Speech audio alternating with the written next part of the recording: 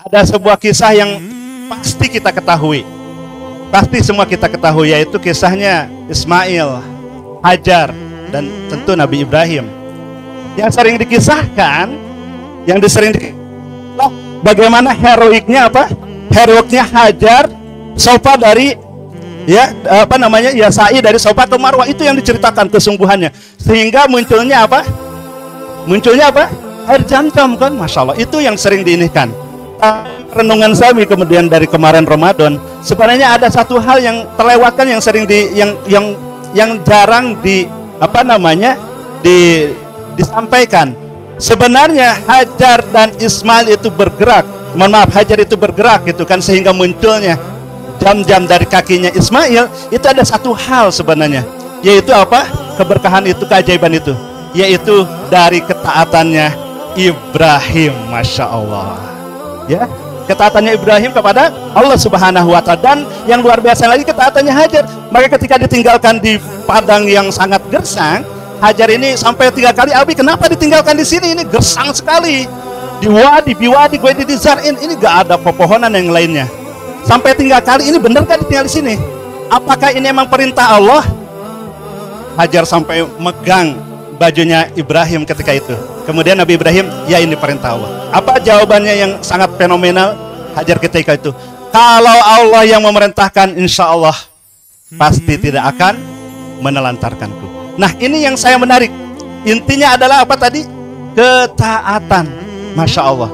Inilah bukan hanya berkah, bahkan keajaiban.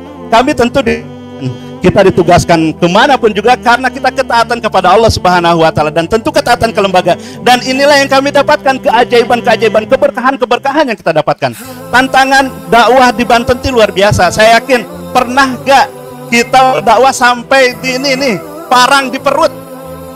Ada gak? Jawab pernah gak? Kalau kami pernah ini ngalami, masya Allah, dai kita itu malam-malam dibangunkan, itu parang itu di perut, masya Allah gitu kan. Ya Allah, dasar sekali. Dan pernah kami pun juga di daerah Lebak, itu udah kita dapat tanah wakaf gitu kan. Kemudian kita pasang plang, di sini akan dibangun pondok pesantren di itu loh. Setelah itu datang masyarakat gitu kan, masya Allah, dan para kiai di demo, diusir, masya Allah, hadirin rahmatullah.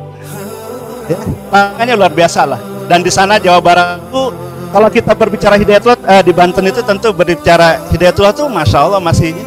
Karena di sana Banten itu adalah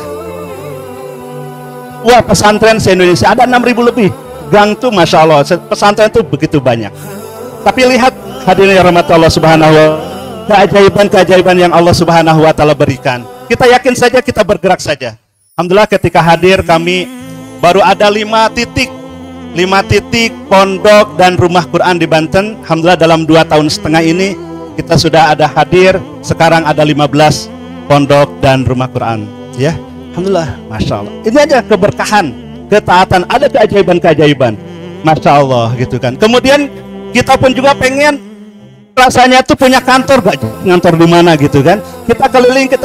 Alhamdulillah Ramadan yang tahun lalu kita pun juga alhamdulillah mendapatkan kantor DPW. Masya Allah, berkah. Ini keajaiban luar biasa. Kenapa? Karena saya yakin, karena ada doa di sana. Karena ketika meninggalkan Hajar pun juga sama, dia doakan di dalam kejauhan.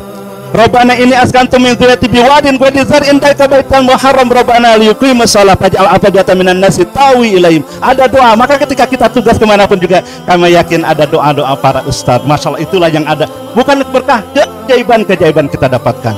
Dan sangat dahsyat, bukan hanya lembaga kebaikan, ya, bahkan kepada kita secara pribadi pun juga, kepada keluarga kita pun juga kedapatan. Dan dahsyat, ya, bertahun penantian yang cukup lama, masya Allah, ya, pencapaian penantian yang cukup lama. Allah berikan, maaf ya, masya Allah, Allah berikan keturunan yang spesial, anak yang spesial. Saya dapatkan di mana? Di Banten, masya Allah, berkah luar biasa. Maka taat saja, ditaatkan. Nanti ketika kader Depok ini ditugaskan ke Banten, taat aja, insya Allah berkah. Siap. Ya, supaya kuat nih Banten ini, sedikit masalahnya dari kader saya. Maka insya Allah saya takut ya, kan kemanapun saja banyak aja. Hadirin rahmatullah Subhanahu wa Ta'ala, insya Allah Ternyata dakwah itu subhanallah membahagiakan, menyenangkan dan berlipat kebahagiaan. Betul. Coba lihat bagaimana ketika Nabi Musa dan kaumnya ketika dikejar siapa? Firaun, ya kan? Bagaimana coba? Ternyata itu mudah dan dekat. Apa coba pertolongan Allah itu ketika Nabi Musa itu? Ternyata mudah. Disuruh apa kata sama Allah? Suruh mukulkan tongkatnya ke laut, langsung terbelah gitu kan?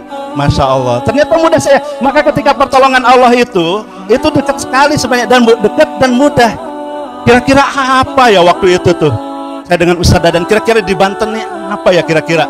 Bagaimana pesantren dan yang lainnya? Ternyata apa dekat sebenarnya? Apa dekat itu? Ternyata dakwah yang paling diterima adalah dakwah melalui apa? Al-Quran. Masya Allah. Dengan konsep rumah Quran kita diterima di mana-mana. Bahkan tidak hanya dapat rumah Quran, dapat juga pondok dan yang lainnya. Betul rumah, Masya Allah. Ya, ternyata lewat Al-Quran kita insya Allah bisa masuk kemana-mana. Dan yang terakhir, hadirin rahmatullah subhanahu wa ta'ala, ada sebuah kisah yang tentu kita juga paham bagaimana abadinya wakaf ya, amal jariahnya sahabat Utsman bin Affan.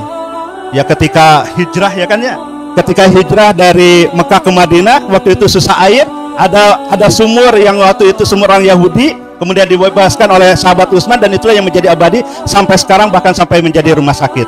Maka hadirin rahmatullah subhanahu wa ta'ala, ketika kita tugas pun juga, dan kami pun juga di Banten, kira-kira apa program yang abadi jangka panjang dan itu menjadi memang pasti pahala bagi kebaikan kita semua.